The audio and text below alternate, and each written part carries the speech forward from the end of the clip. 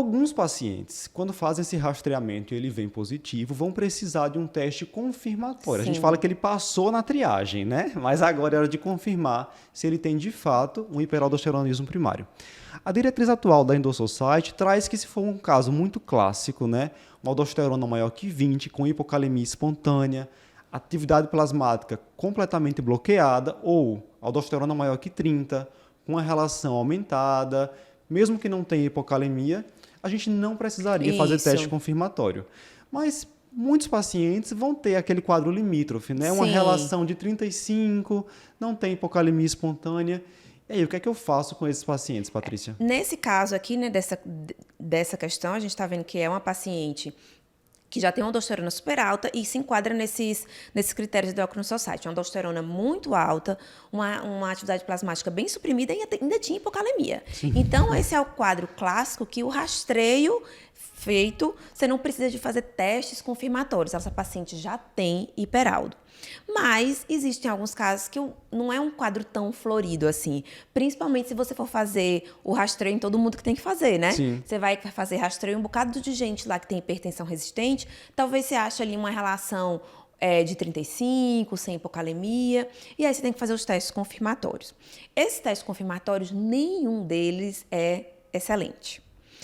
Quando você vê uma área da endocrinologia que tem um bocado de teste, é porque nenhum é excelente. Porque se tivesse só um muito bom, só tinha aquele, né? É verdade. Então, a gente tem teste de sobrecarga salina, teste com captopril, teste depois de ter uma ingesta salina durante alguns dias.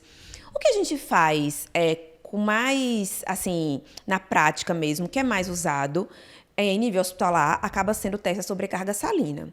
Então, como é que é isso? Veja, é um paciente que já tem uma hipertensão, geralmente assim, uma hipertensão de difícil controle. Aí você vai internar esse paciente, vai fornecer para ele 2 litros de soro fisiológico em apenas 4 horas. Então, é muito volume, em pouco tempo esse paciente tem que estar internado. Qual é o racional desse teste? Eu doso a aldosterona antes e depois desse excesso de sobrecarga hidrossalina. Se for um paciente que não tem hiperaldo, então, no meu caso, eu recebo um bocado de soro desse. A minha aldosterona bloqueia, fala, poxa, já tem muito soro, muito sal, muita água, não preciso mais produzir aldosterona. Se é um paciente que tem hiperaldo de verdade, ele tem uma secreção autônoma, então a aldosterona vai continuar alta. Então, a gente dosa a aldosterona antes e depois da sobrecarga salina, e se essa aldosterona ficar acima de 10, depois desse soro, 2 litros de soro, você confirma que, de fato, esse paciente tem hiperaldo. Ok, confirma a autonomia. Confirma que ele está secretando aldosterona independente de qualquer coisa que aconteça. Certo. Então, aí você confirma, o diagnóstico é o que a gente usa mais.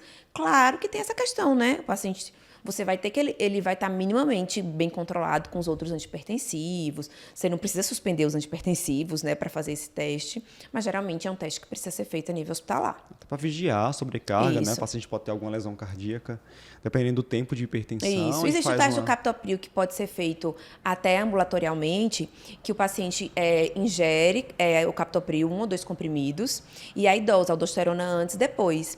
E aí, o racional desse teste é que, com o uso do captopril endodieca, você, no indivíduo normal, sem hiperaldo, você suprimiria um pouco a produção de aldosterona. Enquanto, no paciente que tem hiperaldo, mais uma vez, a secreção é autônoma, você não tem essa supressão.